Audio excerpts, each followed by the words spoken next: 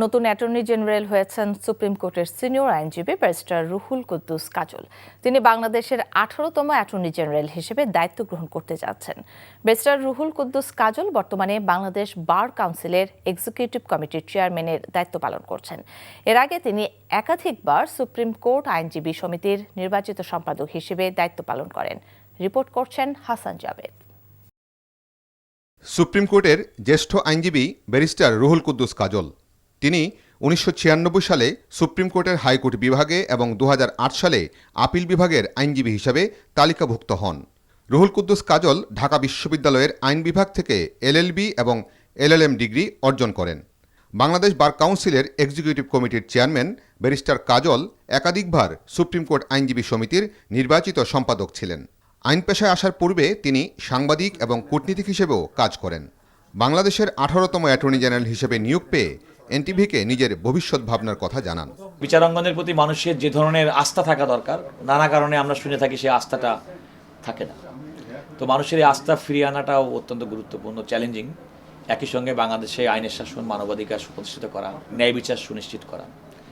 আর বর্তমান যে সরকারের যে পথ চলা শুরু হয়েছে, সরকারের প্রতি মানুষের যে প্রত্যাশা, সেই প্রত্যাশার অন্যতম ভাগিদার তো এই জুডিশিয়ারিও।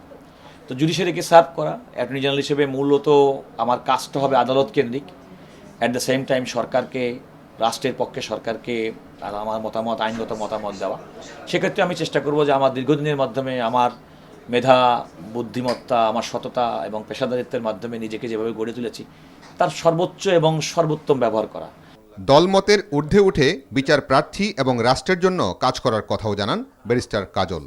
এটা একটা সাংবিধানিক দায়িত্ব এবং রাষ্ট্রের পক্ষে বাংলাদেশের অ্যাটর্নি জেনারেল। তো বাংলাদেশের প্রত্যেকটা নাগরিকের প্রত্যাশা কিন্তু থাকবে। তো সুতরাং আমি এই বাংলাদেশের প্রত্যেকটা নাগরিকের প্রত্যাশা পূরণের জন্য কাজ করব। আমার একটা রাজনৈতিক আদর্শ আছে এবং আমি সেই রাজনৈতিক আদর্শ নিজের মনের মধ্যে ধারণ করি। কিন্তু আমার কার্যক্রম পরিচালনার ক্ষেত্রে কোনো রকম দলীয় কোনো আমার আদর্শ প্রভাবিত করবে না, বরং রাষ্ট্রের আইন কর্মকর্তা হিসেবে রাষ্ট্রের স্বার্থে, মানুষের কল্যাণে, জনগণের কল্যাণে কাজ করার জন্য আমি সেভাবে কাজ করে যাব। বিএনপির জাতীয় নির্বাহী কমিটির সদস্য ব্যারিস্টার রুহুল কুদ্দুস কাজল বেগম খালেদা জিয়া এবং তারেক রহমানের আইনজীবী হিসেবেও দীর্ঘদিন ধরে দায়িত্ব পালন করে আসছেন।